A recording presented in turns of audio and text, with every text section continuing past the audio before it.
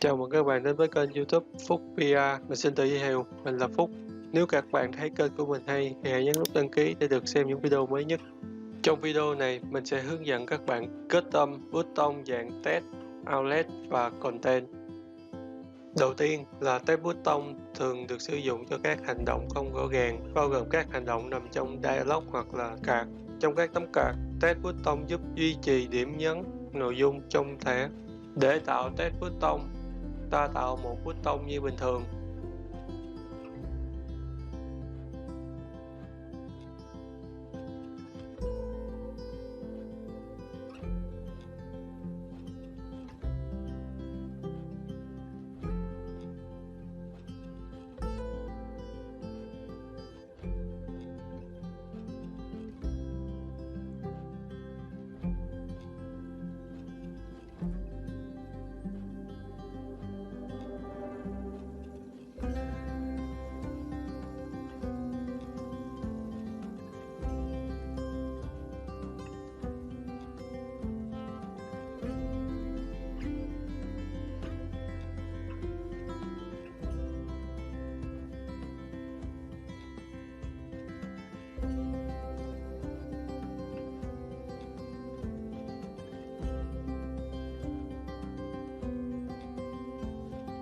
Ở thuộc tính Style, ta thêm Style button theo dạng Text button.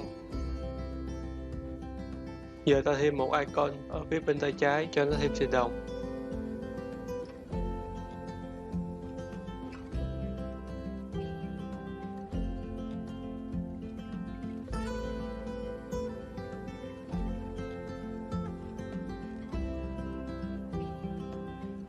Kết quả khi chạy, bạn có thể thấy Text button là một đoạn text bình thường, nhưng khi click vào thì sẽ có một hoạt ảnh là animation chạy xung quanh khối hình vuông đó. Outline button được thêm một đường viền phía ngoài cùng và được dùng cho các hành động quan trọng, nhưng không phải là các hành động chính của ứng dụng. Đây là thiết kế với độ nhấn mạnh thấp hơn so với button content và mạnh hơn so với nút button text. Đối với code thì ta sẽ sử dụng loại code hồi nãy.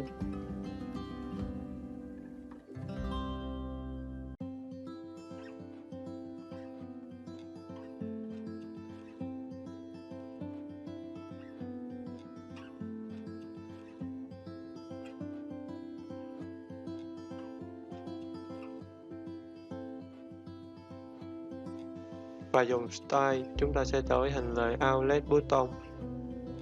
Thì button của bạn sẽ trở thành nút button outlet. Ở nút button này các bạn có thể kết tâm màu của cái viền ở ngoài và cái độ dày của viền theo tùy ý của mình bằng hai dòng code sau đây. Một draw color, còn hai draw white.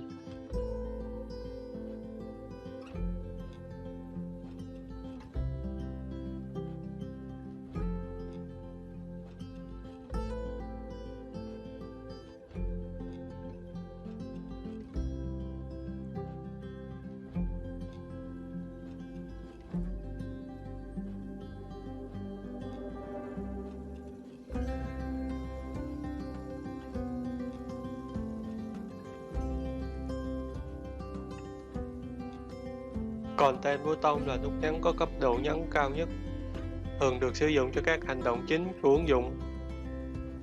Do đây là button mặc định nên các bạn chỉ cần tạo ra bình thường mà không cần khai báo thêm gì cả.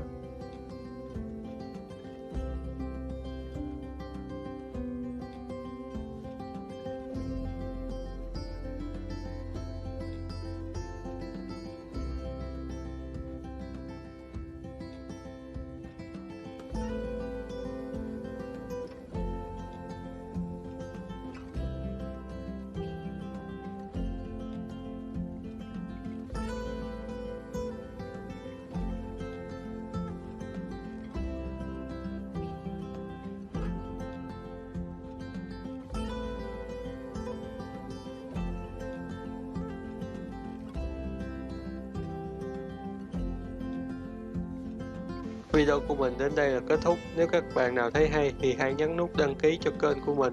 Còn bạn nào có thắc mắc thì hãy bình luận ở phía bên dưới hoặc là gửi mail cho mình sẽ trả lời tất cả các bạn. Bây giờ hẹn gặp lại các bạn trong các video lần sau.